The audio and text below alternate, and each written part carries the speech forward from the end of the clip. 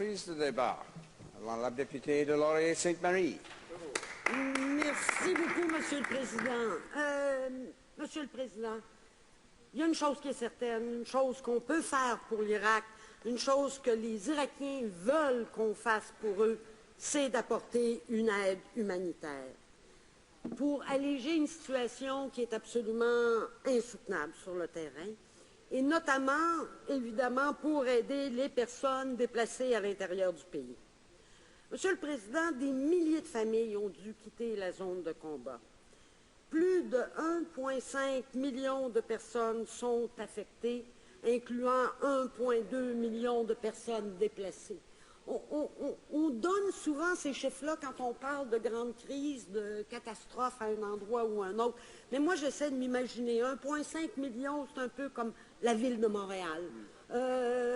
C'est une couple de fois notre merveilleuse capitale fédérale. Il faut s'imaginer le nombre de personnes qui, dans leur être profond, sont touchées par cette catastrophe et essayer de voir un peu plus loin que les simples chiffres. Ces personnes-là ont un urgent besoin d'aide humanitaire. Les conditions actuelles sont très difficiles, très difficiles. Ils sont déplacés dans des chaleurs épouvantables, des 40 degrés et tout ça. Et maintenant, il y a l'hiver qui arrive. Et les gens ont souvent tendance à penser que dans ces régions-là, l'hiver doit être plutôt doux. Non, l'hiver peut être très rude. La situation, en fait, est tellement terrible, tellement difficile que les Nations unies ont décrété que c'était un état d'urgence de niveau 3. Et ça, Monsieur le Président, des états d'urgence de niveau 3, on n'en a pas souvent. C'est rare qu'on en a plusieurs à la fois. Et malheureusement, en ce moment, on en a 4. La Syrie, la République centrafricaine, le Soudan du Sud et l'Irak.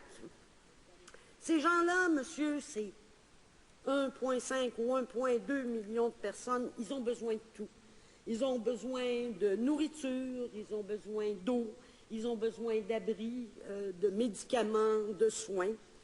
Et ils ont essentiellement nulle part pour aller parce que les pays voisins sont déjà débordés par le grand nombre de réfugiés syriens. En fait, même en Syrie, on le sait, il y a beaucoup de réfugiés syriens. J'ai oublié de vous dire, Monsieur le Président, que je partage mon temps de parole avec le député pour Abitibi, Bay James, Nunavik et Yuma. Bon, donc il y a déjà nombre de réfugiés syriens. Donc ces gens-là ont personne, ont nulle part où aller, autrement que d'être déplacés à l'intérieur d'un pays qui vit déjà de grandes difficultés. Puis de toute façon, on le sait, ces gens-là, ils veulent rester dans leur pays. Ils ne veulent pas vraiment avoir à quitter. Et puis, comme je le dis, de toute façon, il n'y a pas d'issue pour eux. Alors, ils ont besoin d'aide. Ils ont besoin de camps, notamment de camps de réfugiés. Ça, j'ai trouvé ça assez fascinant parce qu'on sait que mon collègue d'Ottawa Centre et le porte-parole de l'opposition officielle en matière d'affaires étrangères est allé en Irak. Et c'était très, très clair, je me souviens, il m'a raconté en revenant, il m'a dit, les gens à qui on a parlé ne nous demandaient pas ci ou ça. Ce qu'ils demandaient, c'était des camps. De l'aide et des camps. Et ils ont besoin, ces gens-là ont aussi besoin de protection. Plusieurs sont des membres de minorités chrétiennes ou autres qui font l'objet de persécutions, de meurtres, évidemment. On sait que l'État islamique en Irak et au Levant sont complètement barbares, se conduisent de façon complètement barbare, mais au-delà des meurtres et tout ça, phénomène préoccupant, malheureusement trop fréquent dans ce type de situation. On parle d'utiliser le viol comme arme de guerre. On parle de violences sexuelles contre les femmes, contre les filles et contre les jeunes garçons, notamment de minorités religieuses. Monsieur le Président, pour ces gens-là, la peur, ou j'oserais dire la terreur règne, et la faim, et possiblement le froid avec l'hiver qui arrive, en plus de l'inquiétude qui doit être terrible face au futur. Je dois dire, j'apprécie, le Canada a donné des fonds, a donné de l'argent, 28 millions, et dont près de 19 millions pour faire face à cette situation spécifique.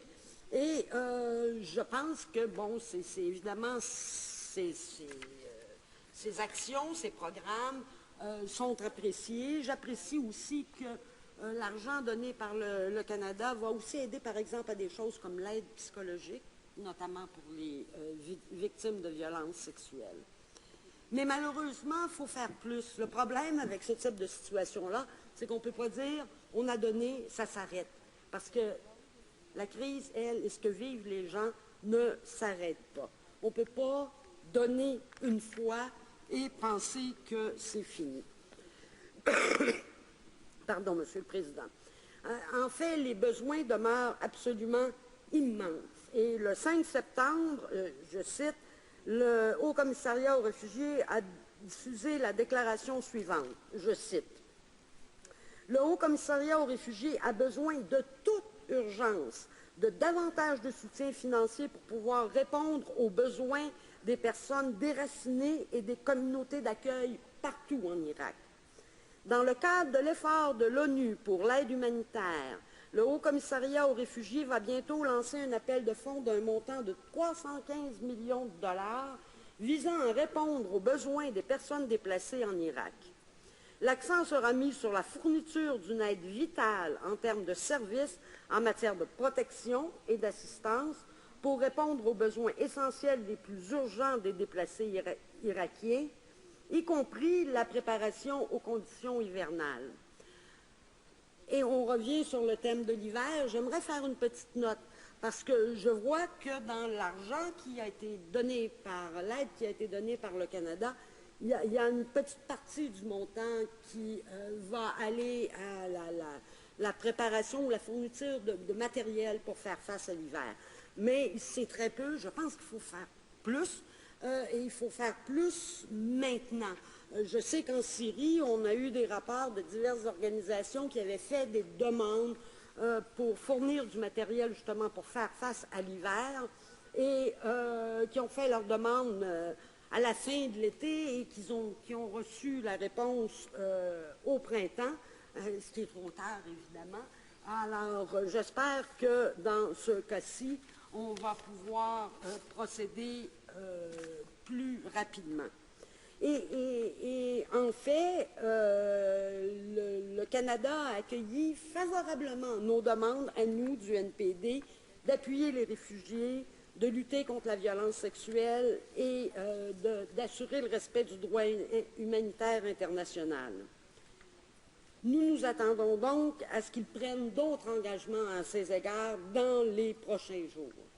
Je sais que nous sommes là, plusieurs, à demander, je pense qu'il y a un consensus là-dessus, à demander tout le temps qu'on fasse plus. C'est vrai que la situation actuelle, Monsieur le Président, n'est pas facile. Je parlais de République centrafricaine, Soudan du Sud, Ebola dans l'ouest de l'Afrique, la situation en Ukraine, la situation en Syrie, les suites des derniers conflits au Moyen-Orient. Mais je pense que c'est notre devoir moral d'être là. Et je pense qu'une présence du Canada sur un sujet comme celui-là, l'aide humanitaire, qui a été un peu notre marque de commerce pendant des années, aiderait peut-être à améliorer un petit peu notre image sur la scène internationale qui, malheureusement, a été beaucoup ternie ces dernières années. Merci beaucoup, Monsieur le Président.